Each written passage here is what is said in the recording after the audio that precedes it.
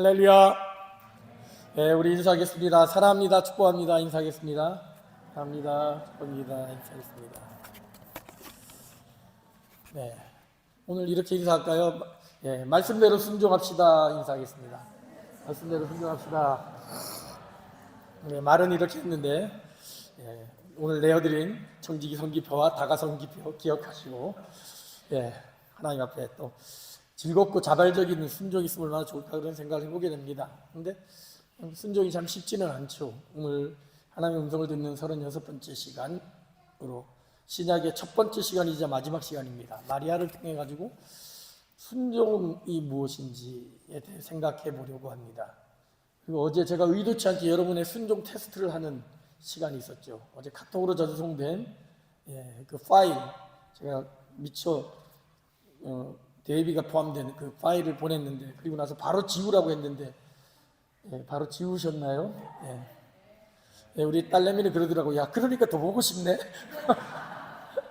그래서 내가 그래, 야, 아담과 이브가 괜히, 하와가 괜히 범죄한 거 아니야. 하지 말라는 거는 더 하고 싶은 게 인간이다. 뭐 이제 이런 얘기를 했는데, 쉽지 않아요. 뭘 하라 그러면 하지 말라 그러면 더 하고 싶고, 하라 그러면 하기 싫은 게 이제 우리 인간의 마음이죠. 제가 예전에 청년들을 지도할 때 한번 겪었던 일인데, 청년들을 9개 조로 나눠가지고 수련회 때 9개 조를 나눴어요. 근데 이번에 성령의 열매로 9개를 하자. 사랑이라 화평, 인내자, 비양성, 충성원유, 절제, 이 9개 조를 나눠가지고 조별로 모임을 하기로 했거든요. 근데 한 조가 문제가 되는 거예요. 우리는 죽어도 싫다는 거예요. 왜 그러냐 그러니까 자기한테 할당된 조 이름이 뭐냐? 충성조였대요. 죽어도 싫다는 거예요. 제가 있던 그때 청년 시절에는 군사독재 시절이었고, 충성 그러면 군부독재가 생각이 나오지는 그때이기 때문에 왜 이거 충성하나 싫다, 우린 죽어도 싫다 그래가지고 결국은 이름을 바꿨어요. 소망조였던가로 바꿨거든요. 그래서 성령의 9가지가 갑자기 충성에 빠지고 소망이 들어갔던 그런 기억이 있는데, 충성에 대한 부정적 인식이 굉장히 강하죠. 특히 인본주의가 좀 발달이 되다 보니까 충성, 복종, 순종 그러면 뭔가 좀 이상하지요. 뭐 얼마 전에 한국에서 굉장히 안 좋은 일이 일어났는데, 뭐 강제로 충성해야 된다 그래가지고 군대 명령이다 복종이다 끌려온 군인들, 다행히 그분들이 좀 소극적으로 했기 때문에 큰 유혈 사태는 안 벌어지긴 했지만, 그냥 그런 부당한 명령에 대해서 내가 해야 되냐 이런 거가 생각이 나요. 또 최근에 뉴스를 통해 쫙 나오게 되면 이단 교주가 막 뭐 전재산 갖다 바쳐라 뭐 어떤 별 이상한 얘기를 다 함으로 말미암아 뭐 저런 말에 해야 돼, 순종을 해야 되냐. 뭐 회사에서도 어떤 부당한 명령, 고압적인 어떤 명령이 떨어질 때 내가 이럴 바에 내 회사 때려치고 간다, 뭐 이런 마음이 드는 게 우리들의 마음의 한 부분이라는 것이죠. 근데 참 놀라운 것은 하나님은 순종하는 사람을 통해 일하신다는 거죠. 때로는 그 하나님의 명령이 부당한 상사나 말도 안 되는 군대 산관의 명령, 그 명령보다도 더 힘들고 어렵고 이해하기 어려운 불편하고 그런 명령일 때도 있는데, 하나님은 그 명령을 통해 순종하기를 원하시고 그 순종하는 사람을 통해 하나님의 역사를 만들어 간다는 거죠. 오늘 본문은 그 유명한 마리아의 임신 장면이죠. 천사의 수태고지, 아이가 태어날 것이라는 것을 고지하는 그 유명한 장면입니다. 이것은 이미 수백 년 전 이사야 선지자를 통해서 예언되었던 말씀이죠. 이사야 7장 14절에 이렇게 기록이 되고 있습니다. 그러므로 주께서 친히 징조를 너희에게 주실 것이라. 보라, 처녀가 잉태하여 아들을 낳을 것이요 그의 이름을 임마누엘이라 하리라. 처녀가 잉태하여 아들을 줄 것이고 그 이름을 임마누엘이라, 하나님이 함께 하시는 메시아가 탄생할 것이라는 것을 이사야를 통해서 이미 수백 년 전 예언되어졌는데, 그 예언이 마침내 때가 차서 어린 한 소녀 마리아를 통해 그 예언이 성취되고 있는 장면이 오늘 본문의 내용입니다. 사실 마리아에 대해서는 두 가지 극단적인 견해가 있어요. 캐톨릭에서 주로 이 마리아는 성모다, 하나님의 어머니인데, 그래서 예수 그리스도 메시아를 탄생했을 때는 무염시태, 무염, 죄가 없이 시태, 아이를 낳았다. 그래서 아이를 임신한 기간에는 죄 없는 인간이다 라고까지 얘기하고, 그때는 원죄도 없는 하나님과 같은 존재라는 거예요. 그리고 심지어는 평생 동정이다, 평생 처녀로 살았다라고 주장하기도 합니다. 그래서 예수의 형제가 나오지 않냐 그럴 때 이건 이복 형제다, 사촌이다 이렇게 해석을 하는 거죠. 그리고 이 마리아는 결국은 성모 승천, 하늘로 죽음을 맛보지 아니하고 올라갔다. 일반적인 사람인 엘리야라 에녹도 승천했는데 하나님의 어머니인 마리아가 그냥 인간의 죽음을 당한다고 말이 안 된다. 그분은 특별한 분이기 때문에 승천했다라고 그렇게 이야기하고, 그래서 마리아 숭배를 합니다. 그리고 마리아를 통해서 하나님께 나아가기도 하고요. 그런가 하면 그 반대 극단은 무슨 소리냐, 마리아는 그냥 여자에 불과했고 어린애가 철부지 같아가지고 뭔지 몰라가지고 못 모르니까 천사가 나타나서 그러니까 무서워가지고 그냥 잠시 그렇게 메시아를 잉태하는 그런 역할을 감당했지, 그 이후로는 그냥 보통 여자랑 별반 다를 바 없었다. 왜냐하면 예수님이 하는 행동을 이해하지 못했고, 예수님이 성전에 있을 때 네가 왜 엄마를 버리고 여기 왔냐 그러니까 막 그러고, 또 예수님이 설교할 때 바리새인들에 끌려서 왔을 때 오니까 예수님 뭐라 그래요? 내 엄마 아빠 아니다, 여기 있는 말씀을 듣는 사람이 내 가족이 형제다, 이렇게 말씀을 그렇게 핀잔을 받을 정도로 육신에 이끌린 사람이다라고 그렇게 주장하기도 합니다. 여러분은 마리아를 어떻게 생각하나요? 계시적인 일반적인 입장은 그렇습니다. 마리아는 하나님의 선택받은 특별한 인간이라는 것이죠. 즉 우리와 똑같은 인간이에요. 아브라함이나 모세나 이런 사람과 같이 똑같은 인간인데 특별히 메시아 탄생을 담당한, 처녀로서 메시아를 낳는 그런 특별한 임무를 맡은 특별한 여인이다라는 정도로 생각을 하는 거예요. 그래서 그러면 마리아는 어떻게 이런 위대한 일을 감당했을까? 성경에도 여자 중에 가장 위대한 여자라고 그랬고, 어떻게 이 마리아, 하나님이 마치 로또를 찍듯이 딱 찍어가지고 너 이렇게 했을까? 사실 하나님의 선택에는 우리가 이해할 수 없는 면들이 많이 있지만 그 선택을 당하는 사람의 모습을 보게 되면 이 사람이 왜 선택을 받았구나라는 것을 알 수 있는 몇 가지 힌트점이 있습니다. 오늘 우리는 이 본문을 통해 마리아가 어떻게 하나님의 이런 선택을 받아 하나님의 은혜를 받는 사람이 되었는지 그 부분을 한번 살펴보려고 합니다. 오늘 본문은 세 가지 대화로 이루어져 있습니다. 천사가 이야기하고 마리아가 응답하고, 다시 천사가 이야기하고 마리아가 다시 질문하고, 다시 천사가 이야기하고 마리아가 순종하는 장면입니다. 첫 번째는 놀라는 마리아의 모습이 등장합니다. 28절을 보게 되면 이제 천사 가브리엘이 마리아를 찾아가 인사하죠. 이렇게 인사합니다. 그에게 들어가 이르되 은혜를 받은 자여 평안할지어다, 주께서 너와 함께 하시도다. 은혜를 받은 자여 평안할지어다, 주께서 너와 함께 하시도다. 이 인사는 그저 우리가 인사하는 것처럼 사랑합니다, 축복합니다, 평안하시기 바랍니다 라는 정도가 아닙니다. 은혜를 받은 자여, 이건 특별한 은혜를 이야기하고 있고, 평안할지어다 주께서 너와 함께 하시다라는 것은 하나님의 특별한 선택을 받은 내가 은혜를 입었다라는 의미입니다. 이거를 조선시대 표현으로 한다면 이런 얘기죠. 감축드리옵나이다, 이런 거예요. 이 말은 누구한테 하는 거죠? 몰라요? 역사를 몰라요? 임금에게 하는 거예요. 임금에게. 근데 임금에게 하는 인사를 저 길거리 거지동냥한 아이한테 가가지고 감축드리옵나이다 이러면 그 아이가 뭐라 그러겠어요? 이 아저씨가 정신 나간다? 이러겠지요. 감축드리옵나이다 이런 표현은 오직 임금에게만 하는 표현인데 오늘 마리아에게 이런 표현을 하고 있다는 거예요. 마리아는 어떤 여인이냐?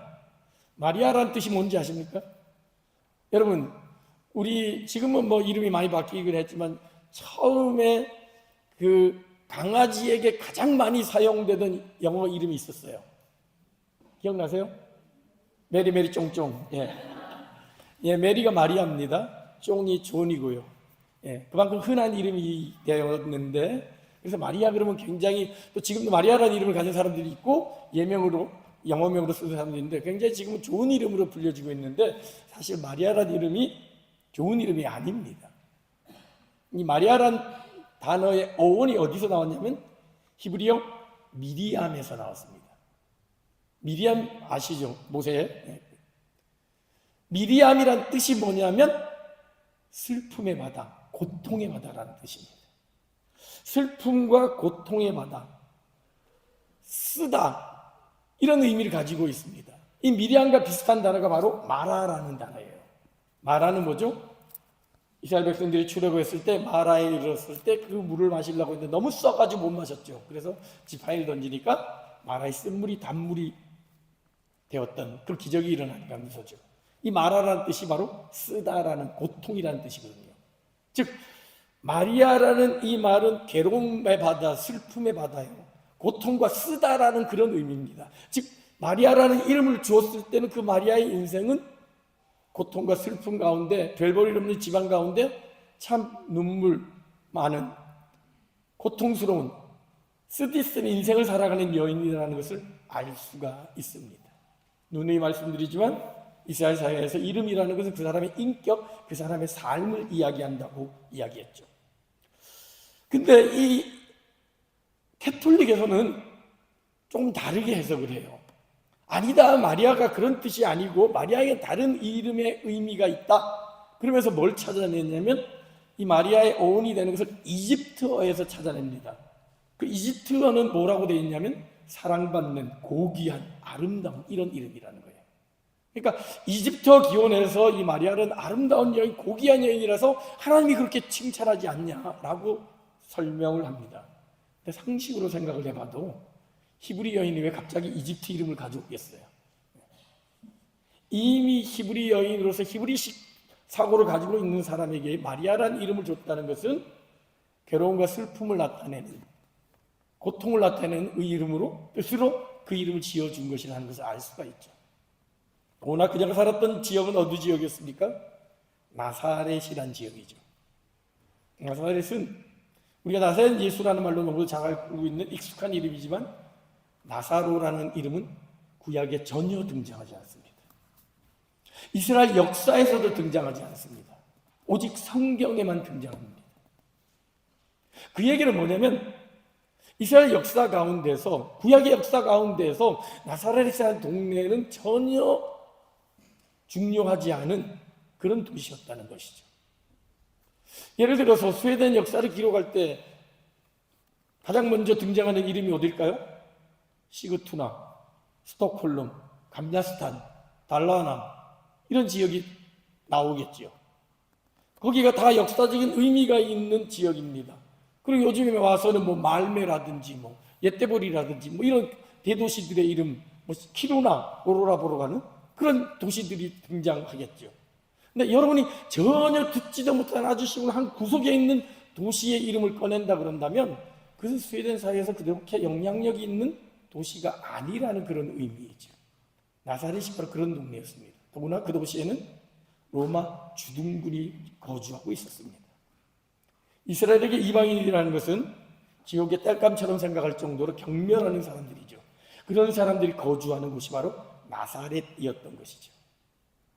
즉 이스라엘 역사적으로도 성경적으로도 별로 중요하지 않은 지역에서 고통이라는, 괴로움이라는 이름을 가진 한 여자에게 예수님이 탄생한다라는 것이죠. 오죽했으면 메시아를 만났다라는 빌립의 전도를 받은 나다나엘이 뭐라고 얘기하냐면 나사렛에서 무슨 선한 게 날 수 있냐 이렇게 얘기합니다. 이후에 예수님이 활동할 때도 바리새인들이 예수님을 비판하면서 하는 게 뭐냐면 나사렛 갈릴리 지역에서 무슨 선한 선지자는 날 수 없다 이렇게 비난할 정도로 무시받는 지역이 나사렛이요, 바로 고통받는 이름을 가진 마리아라는 여인이었다는 거죠.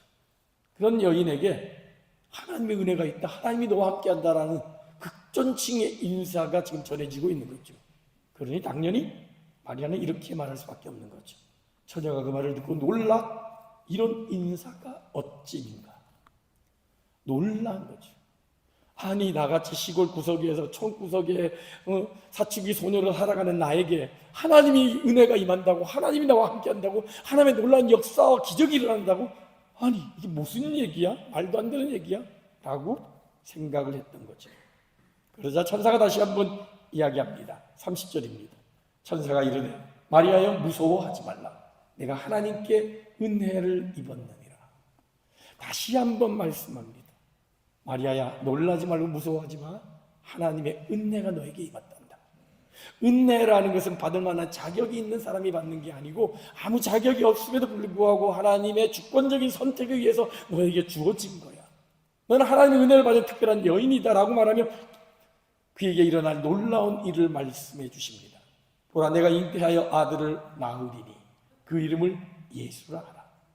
그가 큰 자가 되고 지극히 높으신 이의 아들이라 일컬어질 것이요 주 하나님께서 그 조상 다윗의 왕위를 그에게 주시리니 영원히 야곱의 집을 왕으로 다스릴 것이며 그 나라가 무궁하리라.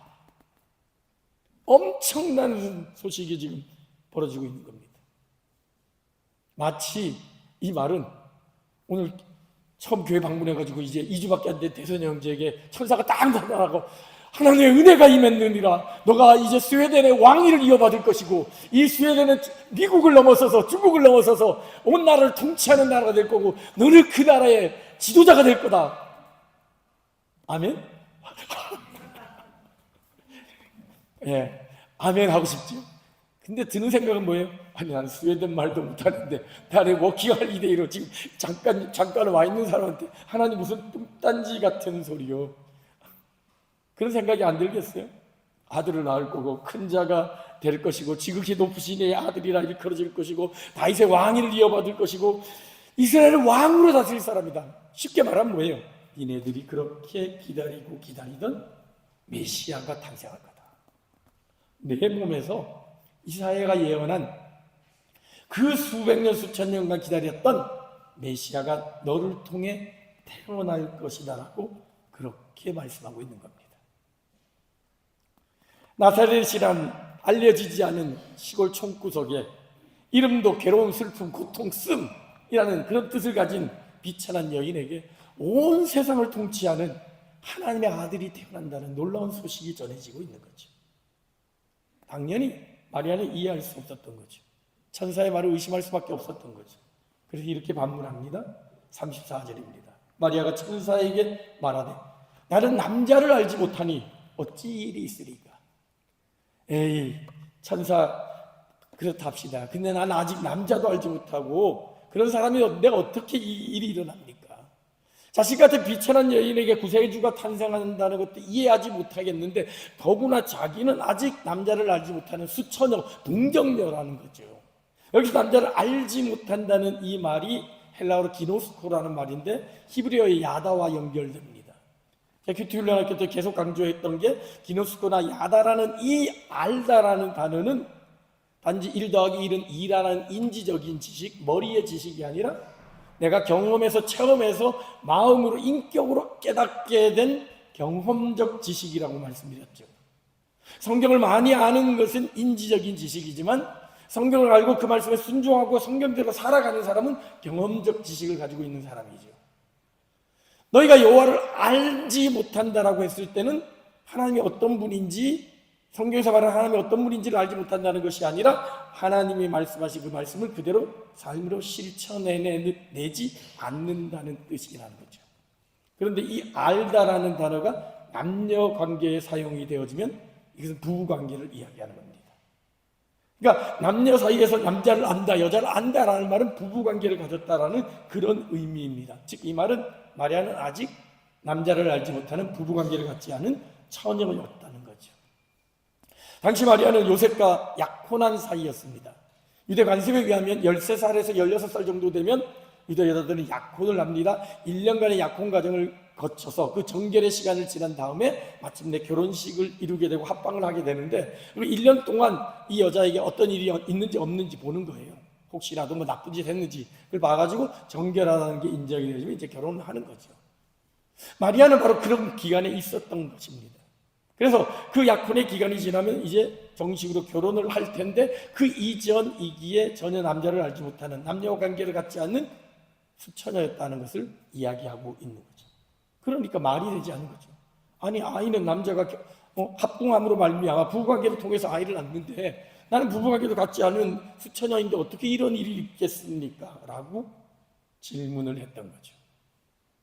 이에 대해 천사가 분명하게 대답합니다. 35절, 천사가 대답하여 이르되 성령이 내게 임하시고 지극히 높으신 이의 능력이 너를 덮으시리니 이름으로 나실 바 거룩한 이는 하나님의 아들이라 일컬어지리라. 이해가 안 되지? 근데 성령이 임할 것이다. 그리고 성령의 능력이 너를 덮음으로 말미암아 인간의 생각과 인간의 경험과 인간의 지식으로 이해할 수 없는 놀라운 일들이 일어날 것이다라고. 이게 바로 성령의 능력이라고. 인간의 힘으로는 도저히 할 수 없지만, 인간의 이해로는 도저히 이해할 수 없지만 성령이 너에게 임하신 이 모든 것들을 가능하게 할 것이다라고 그렇게 설명하는 거예요. 그러면서 이해를 하지 못할 것 같으니까 하나의 예를 들려줍니다. 36절, 보라 내 친족 엘리사벳도 늙어서 아들을 배웠느니라. 본래 임신하지 못한다고 알려진 이가 이미 6달이 되었다라는 거지. 자, 봐봐, 내가 신뢰를 보여줄게. 너 친척 사가랴 엘리사벳 있지? 그 할아버지 할머니 이제 애 못 낳는다 그랬지. 근데 어떤 일이 벌어졌니? 임신을 했고 6개월이 지났어. 사람들이 다 기적이라고 하지 않니? 할아버지가 할머니가 애를 낳았다 그래. 그게 어떻게 된 건지 알아? 하나님의 능력으로, 성령의 능력으로 이 일이 이루어진 것이란다. 엘리사벳도 늙어서 아이를 배웠듯이 너가 비록 처녀이지만 성령의 능력으로 아이를 배게 될 것이고 아이를 낳을 것이다 라고 말씀을 하는 겁니다. 그래서 천사가 분명히 못을 딱 봤죠. 대저 하나님의 모든 말씀은 능하지 못하심이 없느니라. 하나님의 말씀은 능하지 못함이 없느니라. 능치 못함이 없는 것이 하나님의 말씀이라는 것이죠. 하나님의 말씀은 우리의 생각과 경험과 지식과 이해를 모두가 뛰어넘는다는 것이죠. 도무지 이해할 수 없이 왜 하나님이 나를 이곳에 보냈고, 왜 이 사람과 결혼하게 했고, 왜 이런 애들을 키워야 되는지, 왜 내가 이 직장을 다녀야 되고 이 학교를 다녀야 되는지 수없이 이해하는 못하는 수많은 일들이 있다 할지라도 성령의 능력이 임한다면 그 모든 것들을 다 능하게, 가능하게 만드는 것이 하나님의 능력이라는 것이죠. 사실 성경을 보게 되면 이런 이해할 수 없는 하나님의 명령이 종종 등장합니다. 노아를 보십시오. 어떤 일이 벌어졌나요? 산 꼭대기에서 방주를 지으라고 그렇게 하나님 명령 내렸어요. 아니, 비도 오지 않는데 저 높은 수천 미터의 산에 방주를 지으라고 한 거예요. 아브라함은 어떻습니까? 멀쩡히 잘 살고 있던 풍요로운 집안의 한 아들이었는데 하나님이 갑자기 나타나 본토 저 아비 집을 떠나서 내가 내게 지시할 땅으로 가라. 알지 못하지만 그냥 가. 목적지도 안 알려주고 그냥 가라고 그랬습니다. 모세는 나이가 80이 돼가지고 자기 양도 못 치고 여전히 장인에게 더부살이하고 있는 양치기에 불과했던 그에게 갑자기 하나님이 너 대제국 애국을 대적하여 출애굽을 하라고 명령했죠. 여호수아는 요단을 도도히 흐르는 그 요단을 건너가라고 명령을 받았고 그 견고한 여리고성을 아무 무장도 하지 않은 채 그냥 뺑뺑뺑뺑 돌라고 그렇게 명령을 받았습니다. 전문 어부였던 베드로 밤새도록 고기를 잡았는데도 불구하고 한 마리도 잡지 못했는데 아니 목수의 아들이 와가지고 갑자기 깊은 데 가서 고기 그물 던져라라는 말을 그런 명령을 받았습니다.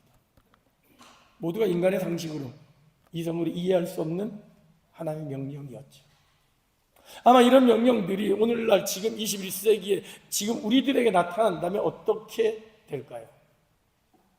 아마 대부분의 사람들은 요나 같은 반응을 하겠죠. 무슨 소리야, 난 죽어도 저 민족하고는 상대하지 않을래. 아수르로 가라, 니느웨로 가라는 명령을 거역하고 오히려 다시스로 도망가는 그런 일을 저지르든지 아니면 모세처럼 가라 그러니까 왜 하필 내가 갑니까? 왜 내가 지금 40대는 조용히 있더니 하나님 80대 가지고 내가 늙은이 돼가지고 뭐 하란 말입니까? 나 말을 못해요. 아유 보낼 만한 애를 보내서요. 끝까지 거부하다가 어떻게 됩니까? 결국 자기 아들이 죽을 뻔하는 그런 위기까지 겪게 되죠. 가장 최근에 어떤 일이 벌어졌습니까? 자, 친척 엘리사벳도 임신해서 6개월이 됐다고 그랬죠. 근데 성경을 잘 아시는 분 앞에 어떤 내용이 벌어지죠? 그걸 사가랴가 믿었나요? 안 믿었어요. 이거 뭐 하나님 농담도 내가 막 아브라함입니까? 이 다 늙어가지고 무슨 애를 낳으라 그럽니까? 그러다가 어떻게 돼요? 벙어리가 됐습니다. 벙어리가 돼가지고 아이가 태어날 때까지 벙어리로 지내야 됐던 거죠. 아마 대부분의 사람들이 이런 사가랴와 같은, 요나 같은, 모세 같은 그런 항변, 그런 도망, 그런 발뺌을 하면서 살아가고 있는지 모릅니다. 왜 우리가 노아 같은, 아브라함 같은, 모세 같은, 여호수아 같은, 베드로 같은 그런 위대한 역사를 만들어내지 못할까? 성경에 수많은 기적들이 있는데 왜 오늘날에는 그런 기적이 전혀 나타나지 않을까? 말씀에 순종하지 않기 때문이에요. 내가 할 만한 건 하고 이해가 안 되는 거는 무슨 소리가 지금 우리 형편이 어떤데, 내가 지금 나이가 몇 살인데, 우리 집안이고, 수많은 것들로 우리는 하나님의 말씀을 무시하거나 외면하는 것이죠. 그래서 하나님의 능력이 임하고 싶어도, 하나님의 능력으로 온전히 변화를 시키고 싶어도 그것이 일어나지 않는 거죠. 그런데 마리아는 순종했습니다. 이건 철부지 어린 소녀의 어떤 치기 어린 순종이 아닙니다. 어찌 보면 마리아를 좀 무시하는 사람들은 애가 뭘 몰라가지고 천사가 그렇다 그러니까 놀래가지고 그랬나 보다 이렇게 생각할 수도 있어요. 나도 어릴 때는 그랬어요. 주일학교 때 선생님 말씀하신 무리를 걷는가 그러니까 진짜 걷는 것 같았고 여리고성이 무너진다 그런 것 같았는데 나이 들고 보니까 다 거짓말이네. 지진이 일어나가지고 여리고성이 무너진 거고 해일이 일어나가지고 바다가 갈라진 거지 그거냐. 아마 그렇게 마리아를 폄훼하는 사람들도 있습니다. 근데 자신의 상식과 이성과 경험으로 이해할 수 없는 것에 대해 말씀으로 순종한 마리아의 순종이 단순히 어린 소녀의 치기 어린 행동이 아니었다는 것을 그녀의 말에서 그 힌트를 발견할 수 있습니다. 마리아가 뭐라고 얘기하죠? 38절 마리아가 이르되 주의 여종이오니 말씀대로 내게 이루어지리라. 말씀대로 내게 이루어집니다. 하나님의 말씀이니까 이루어질 줄로 믿습니다. 하나님의 말씀에 대한 전폭적인 신뢰, 전폭적인 순종의 표현이죠. 내 생각으로는 이해 안 되고 내 경험으로는 안 되고 내가 처녀로서 어린아이로서 시골뜨기로서 이런 일이 일어나는 게 도무지 이해할 수 없지만 하나님의 말씀이니까 내가 믿겠습니다. 주의 말씀이니까 그대로 이루어질 줄 믿습니다 라는 결단의 표현입니다. 그런데 이 결단이 어디서 나왔냐? 여기서 뭐라고 얘기했냐? 물론 천사가 설명도 해줘요. 사가랴도 그러지 않았냐? 엘리사벳도 늙어서 했듯이 이게 다 하나님의 능력이야 라는 설명도 있었지만 근본적으로 그가 뭐라고 얘기하냐면 주의 여종이오니 이렇게 이야기합니다. 천사 앞에서 그렇습니다. 내가 말씀 앞에 순종하겠습니다 라고 얘기해요. 어떻게 이런 순종이 나올 수 있냐? 나는 주의 여종입니다. 예전 번역은 뭐라고 되어 있어요? 주의 계집종입니다. 이게 조금 더 맞는 표현 같아요. 주의 계집종입니다. 자기 자신을 천하게 표현하는 겁니다. 나는 계집종에 불과합니다. 나는 어린 여자아이의 계집아이에 불과합니다. 이 고백입니다.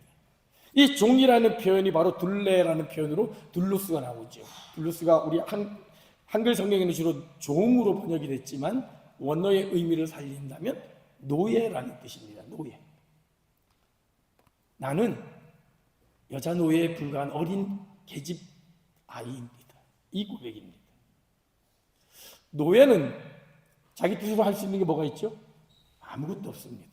노예는 내 생각, 내 경험, 내 방식, 내가 생각하는 계획대로 할 수 있는 게 아무것도 없습니다. 노예는 오직 뭐예요? 주인의 명령에 따라야 되는 존재입니다. 그래서 뭐라 그래요? 주의 계집종이라는 거죠. 여기서 둘로스라는 말과 퀴리오스, 주님이 대비되는 겁니다. 그렇습니다. 나는 주의 계집종입니다. 그렇습니다. 나는 온 우주 만물을 통치하고 다스리시는 주님이신 그 하나님이 말씀하시면 그렇게 할 수밖에 없는 그런 노예와 같은 존재입니다. 어린 계집종에 불과합니다 라는 그 고백을 하고 있는 거예요. 사람들이 왜 순종하지 못하죠? 자기가 노예라는 사실, 자기가 종이라는 사실을 인정하지 않기 때문이에요.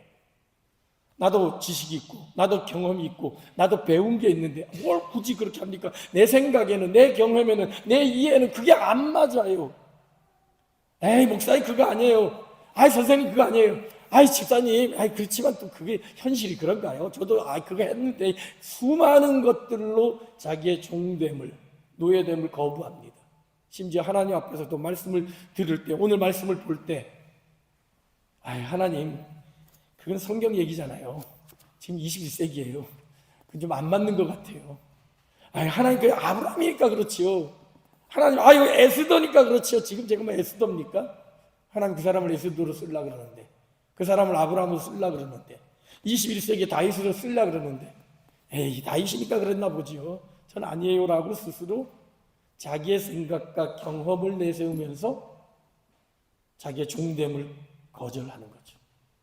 하나님, 저도 생각이 있고요. 저도 경험이 있고요. 저도 할 수 있는 방법이 있습니다. 지금 힘들게 하지만 제가 해볼게요. 어떻게든. 마지막 최후의 순간, 마지막 끝에 다다르기 전까지는 끝까지 자기 고집대로 살라고 애쓰고 노력하는 것이 우리들의 모습이지요. 그러니 하나님의 기적이 나타나지가 않는 겁니다. 마치 하나님이 출애굽 용사로 불렀을 때 모세가 대항했던 것처럼, 아이고 보낼 만한 자 보내요. 나는 말이 뻣뻣한 사람입니다. 제가 나이가 지금 80인데요. 내가 누구간데 하겠습니까? 수많은 것들로 하나님의 대항을 하듯이 우리는 끊임없이 하나님의 말씀에 항변하고 있는 것이 우리들의 모습은 아닌지요. 근데 마리아는 그러지 않았습니다. 말씀 앞에 순종했습니다. 주의 말씀이 오니 말씀대로 이루어지이다. 나는 주의 여종에 불과합니다.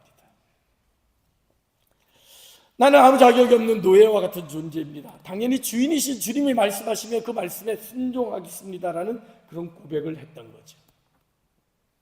결국 이런 순종의 고백을 통해 메시아가 탄생하는, 여자 중에 가장 고귀한 여자가 되어지는 놀라운 은혜를 누리게 될 수 있었던 것이죠. 하나님은 이런 순종한 사람을 통해 일을 하십니다. 하나님 아브라함을 향하여서 이렇게 평가했습니다. 이는 아브라함이 내 말을 순종하고 내 명령과 계명과 율례와 법도를 지켰음이라 얘기하죠. 갈렙도 마찬가지입니다. 오직 여분네의 아들 갈렙은 온전히 여호와께 순종하였은즉 그것을 볼 것이고 그가 밟는 땅을 그 자손에게 주리라. 결국 믿음으로 순종함으로 말미암아 온 민족의 아버지, 믿음의 아버지가 될 수 있었고, 오직 믿음으로 순종함으로 말미암아 결국 시온상을 점령하고 예루살렘을 자기 후손들에게 물려주는 그런 믿음의 조상이 될 수 있었던 것이죠. 그러나 순종보다는 자기의 생각과 경험을 앞세우고 자기 방식의 제사를 드리는 사울 왕을 향해 하나님 이렇게 책망하십니다. 순종이 제사보다 낫고 듣는 것이 순양의 기름보다 나으니라. 네가 아무리 형식적인 제사를 많이 드리고 아무리 헌금 많이 하고 아무리 예배 많이 드리더라도 그 의미가 없다. 하나님 말씀에 순종하는 것이 하나님 더 기뻐하는 것이다 라고 말씀하신 것이죠. 그랬더니 솔로몬이 자신의 왕의 업무를 시작할 때 어떤 기도를 드립니까? 하나님이 듣는 마음을 내게 주사 그랬죠. 이 듣는 마음이 뭐예요? 지혜로운 마음이요. 이 마음이 바로 순종하는 마음입니다. 다 같은 뜻입니다. 순종한다는 것은 하나님의 말씀을 듣는다는 것이요, 듣는다는 것은 하나님의 지혜를 얻는다는 것이죠. 마리아가 바로 그런 여인이었습니다. 구주에서 탄생이라는 엄청난 은혜와 축복을 누릴 수 있었던 여인. 지금도 여인들 중에 가장 위대한 여인이 될 수 있었던 것은 바로 말씀 앞에 순종한 그런 결단이 있었기 때문이라는 것이죠. 2024년 한 해를 마무리하면서 우리에게도 이런 마리아와 같은 순종이 있기를 소망합니다. 내 생각들, 내 상식, 경험, 지혜, 이성, 지식도 다 내려놓고 나는 주의 계집종입니다. 나는 주의 종입니다. 종이라면 주인의 말을 듣는 것 당연하겠죠. 말씀 앞서서 주의 종이 듣겠나이다. 사무엘의 마음으로 말씀 앞에 순종함으로 말미암아 마리아가 누렸던 이 놀라운 은혜와 축복을 받아 누리는 저와 여러분, 우리 모두가 되기를 소망합니다. 말씀을 마무리합니다. 복종에는 세 가지 복종이 있다 그럽니다. 힘으로 누르는 거 뭐죠? 어쩔 수 없이 군대 가면 해야 되는 거, 직장 상사 시키면 해야 되는 거, 그 굴복이라 그럽니다. 굴종이죠. 어쩔 수 없이 해야 되는 거죠.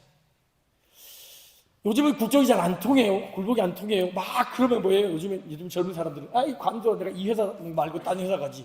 목사님이 그러면 야 순종해. 그러면 관둬라, 내가 딴 교회 다니면 되지. 다행히 우리는 교회가 별로 없습니다. 갈 데가 별로 없어요. 순종해야 돼요.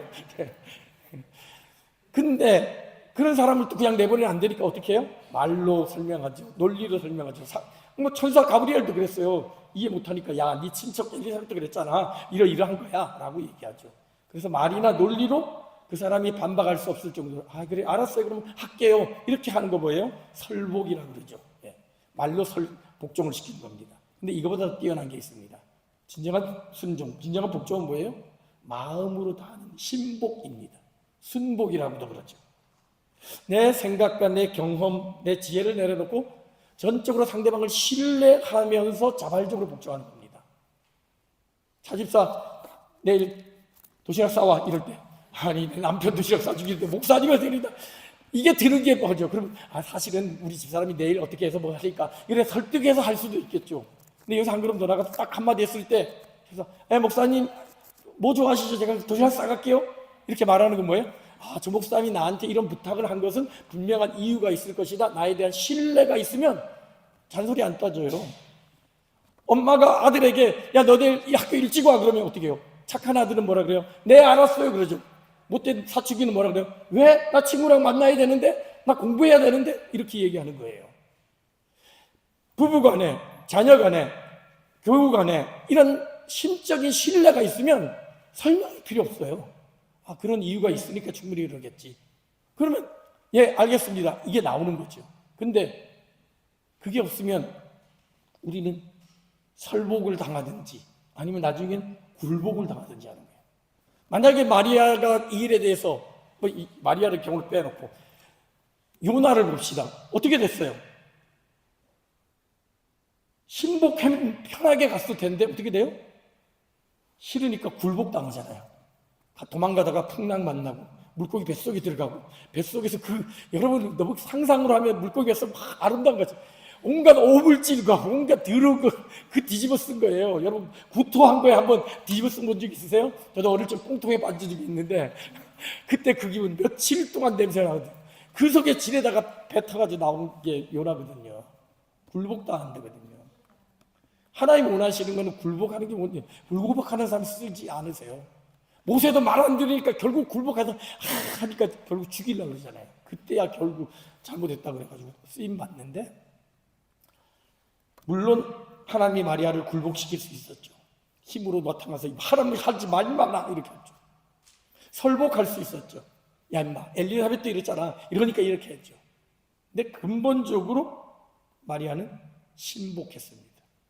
마음으로서 뭐야? 그렇군요. 주의 능력이 임하면 하군요. 주의 여종이군요. 저는 계집 쪽에 불과합니다. 저는 노예에 불과합니다. 저는 제 생각이 하나님의 생각에 미치지 못함을 인정합니다. 그러게 내 생각으로는 이게 말이 되지 않고 내가 이것에 순종했다가 어쩌면 요셉에게 파혼도 당할 수도 있고 이 사실이 발각이 되면 돌에 맞아 죽을 수도 있고 이로 인하여 경제적으로 생명의 위협도 느낄 수 있고 집안의 가문의 망신이라 쫓겨날 수도 있지만 저는 여종입니다. 저는 노예입니다. 저는 둘로스입니다. 저는 주님이 만드신 피조물에 불과합니다. 그러기에 난 모든 걸 내려놓고 주의 말씀에 순종하겠습니다. 말씀대로 이루어 주시옵소서. 그 고백이 결국 마리아가 예수님을 잉태하는 그런 여인으로 칭송받을 수 있게 됐던 것이죠. 사실 이러한 모범을 가장 잘 보여주셨던 분이 우리가 믿는 예수 그리스도시죠. 하나님의 아들이신 천지를 주관하신 하나님이 이 땅에 오셔서 인간의 몸을 입으시고 십자가 달려 죽으신 것은 힘이 없어서 복종 못한 거 아니요, 말로 설득하게 한 것도 아니요, 하나님 아버지와의 온전한 관계 속에서 하나님의 마음을 누구보다도 잘 알기에 사랑하는 이 인간들을 다 죽여야 된다는 그 아픈 마음을 알기에 예수 그리스도는 자원하여 이 땅에 인간의 몸을 입으시고 이 땅에 내려오셨고 우리 모든 인류를 대신하여 십자가에 달려 죽으셨고 죽기까지 복종하심으로 말미암아 하나님의 마음을 시원케 한 사람이 바로 예수 그리스도의 순종이듯이 그 순종을 마리아가 본받았던 것이죠.